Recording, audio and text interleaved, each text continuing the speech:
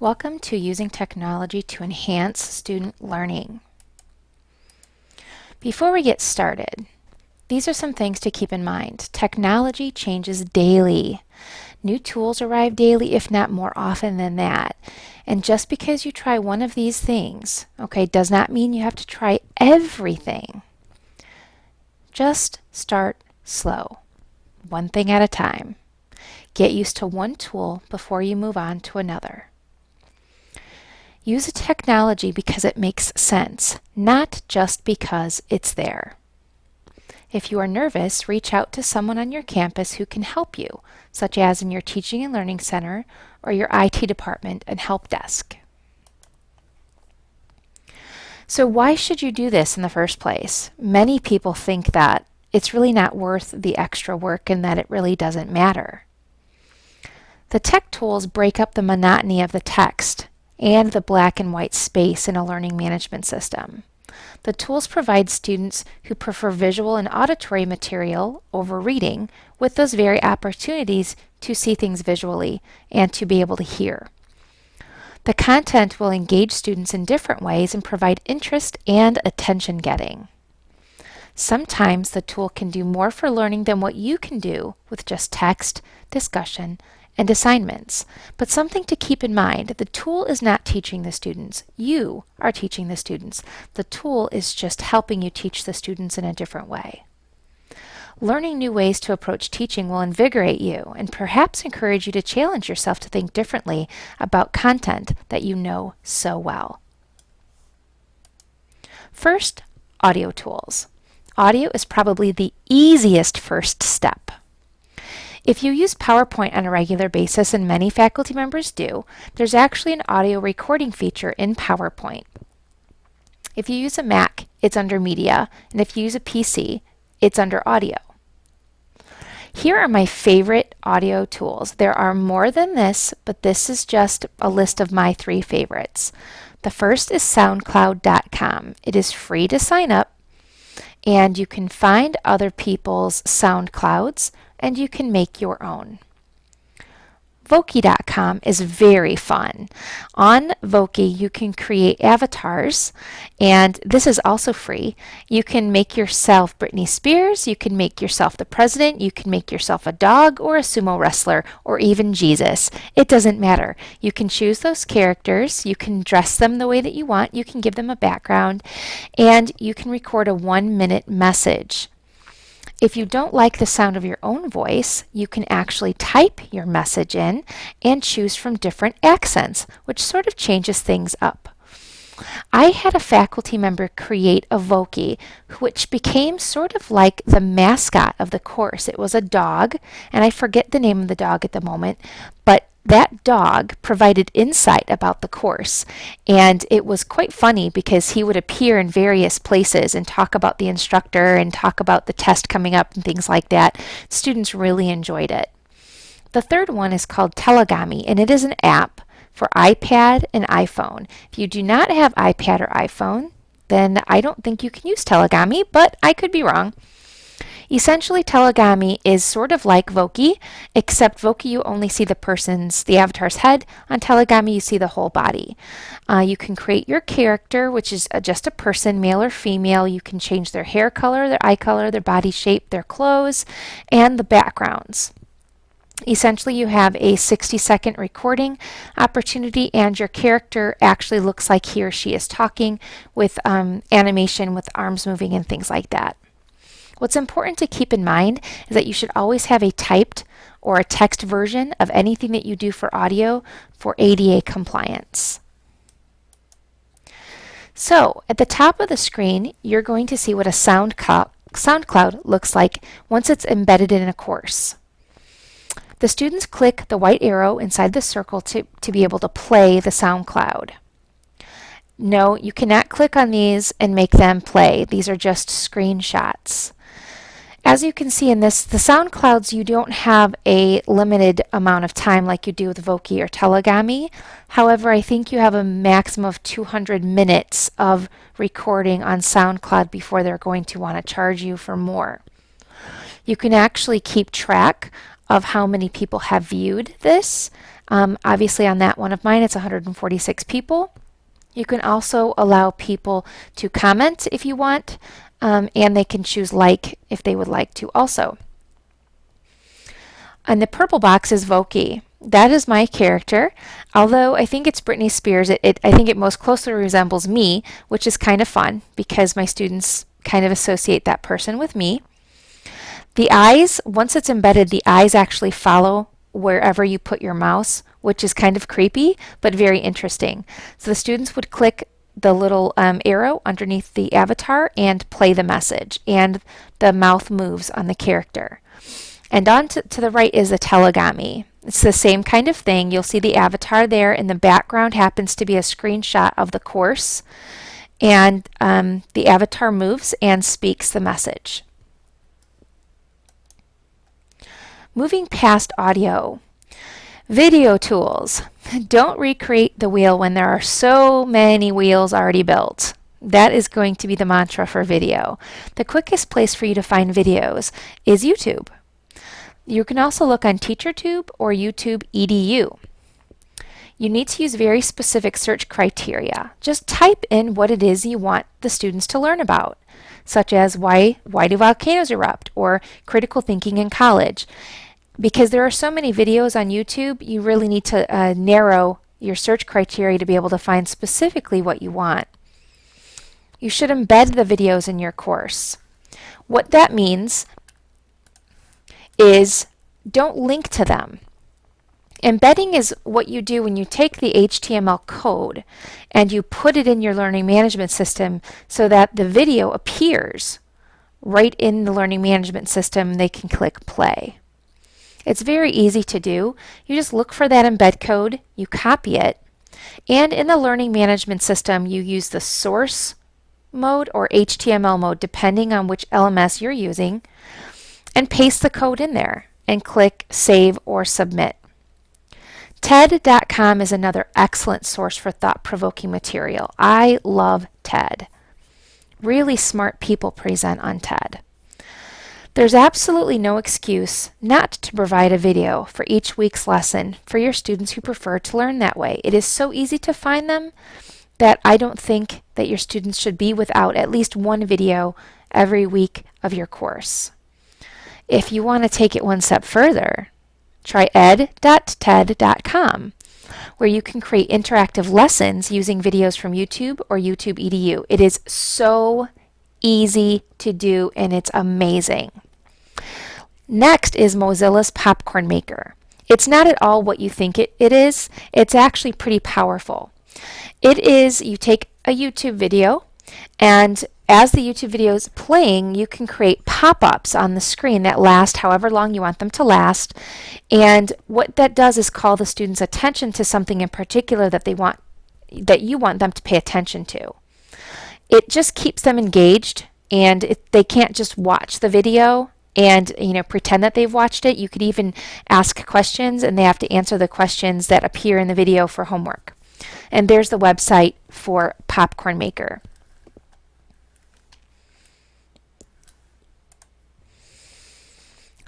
Up on the top left-hand side, I'm showing you where to find the embed code on YouTube.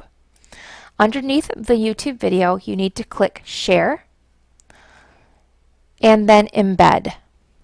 And what appears in that box, highlighted in purple, is the HTML embed code. If you are using an old code learning management system such as Sakai or OnCourse, make sure that the box is clicked that says Use Old Embed Code. So you take that, you copy it, and you paste it into your learning management system using the source mode. Or if you have an easy learning management system such as the Lessons tool in OnCourse, you can just add the YouTube link to the actual video as a multimedia tool, and it will play just like that. On the right side is what a finished Popcorn Maker looks like. The video is right in the middle. That's taken from YouTube. When the students click the play button, the comments that I wrote pop up when the students watch it. Again, you cannot click play. This is just a screenshot. And on the bottom That is an example of an ed.ted.com finished lesson. What this is, it's quite powerful. So it does take a little bit of a learning curve to sort of get to know what it is that you're supposed to be doing. But you load the video, and then you would click on Think, and you can ask your students questions to think about while they're watching the video. Under Dig Deeper, you can ask them to do an assignment. You can ask them to do some other thinking or whatever.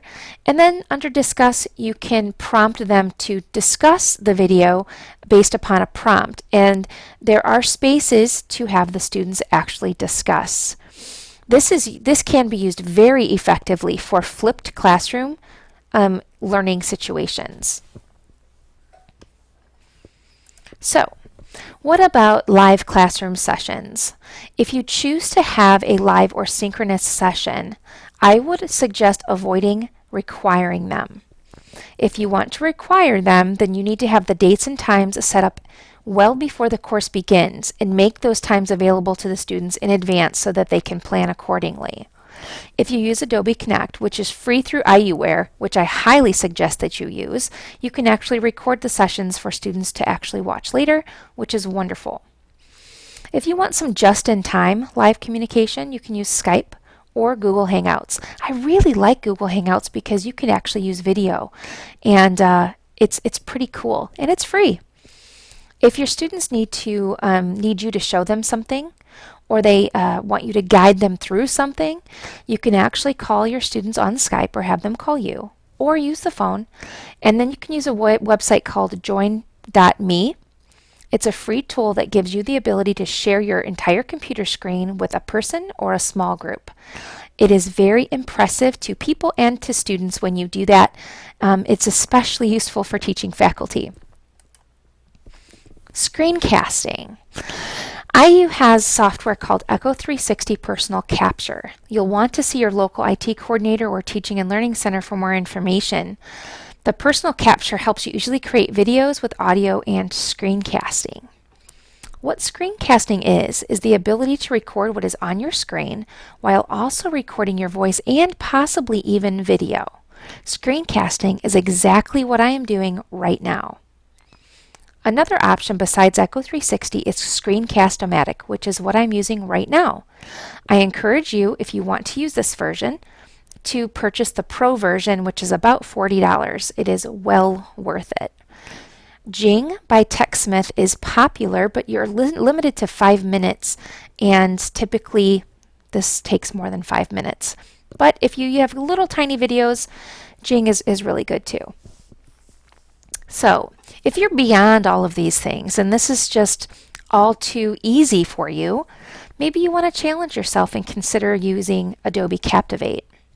It is a very powerful program. It's available free through IUware.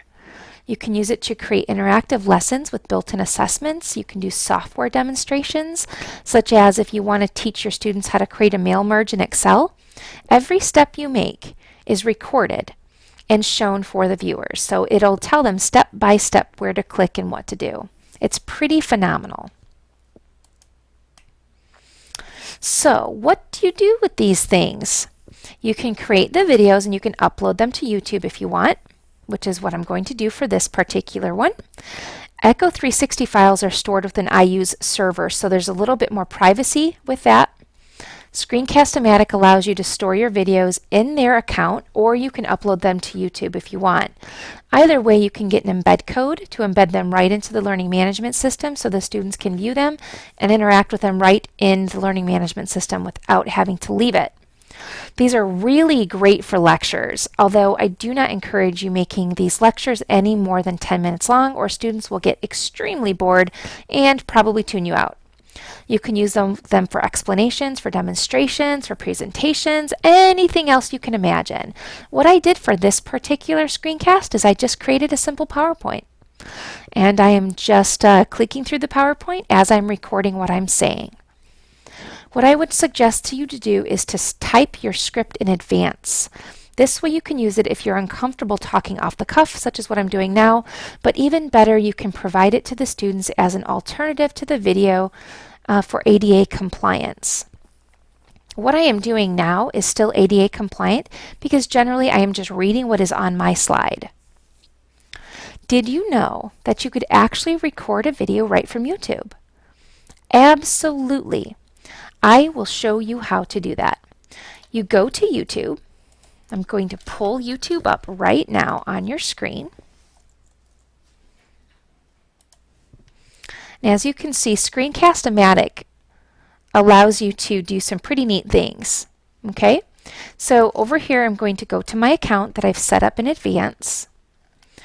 And what I could do, I'm trying to move this over, go to videos.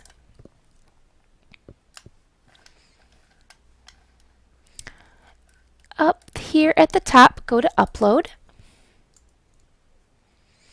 And here it is. You can click record right here, and then you can capture a webcam video that's right on YouTube in your personal account. I think that's pretty phenomenal, don't you? Makes it very, very easy. Here are some other fun tools that I would like to talk to you about just for a very brief second. Wigio. You can put this in your address bar, wigio.com. It's a robust group tool for students and for anyone else for that matter. If the learning management system doesn't have a very good group tool, Wigio is wonderful. Your students can add you as a group member. They have a discussion board. They have file sharing with real-time editing. They have the ability to text message each other through the website. They can set up virtual meetings, task lists, anything. It's pretty amazing, and it's completely free. Quizlet.com. If you have a class that requires some memorization, such as maybe medical terminology or biology, anatomy, those kinds of things, you can go to Quizlet and create flashcards. And when you create a set of flashcards, it automatically creates some learning games that the students can play to help them learn concepts. You can also search for different flashcard sets already on there. There's about tens of thousands of them. The Quizlet.com has an embed code that you can put in the learning management system, and the students can play the games literally right from the screen, and they can learn the flashcards right from the screen inside the learning management system. The last two are Scoopit.com and Bundler.com. These are both really great tools to curate content from the internet. You can use it or your students can use it. I would encourage you to choose one. Go see both of them and see which one you like better. And you can create a Scoopit or a Bundler for your class. And then as you find resources that fit into that particular course, you can save it to that Scoopit account or Bundler account, and it curates it for you. You can also use this as an assignment for your students for a particular topic. I would like to thank you for spending the last 18 minutes and 2 seconds with me. And don't forget to look at those tools in the course and consider trying a new one every few months or so. And don't forget to ask your students what they think of the new tools that you're using. That way it'll make you feel good that you're making a difference.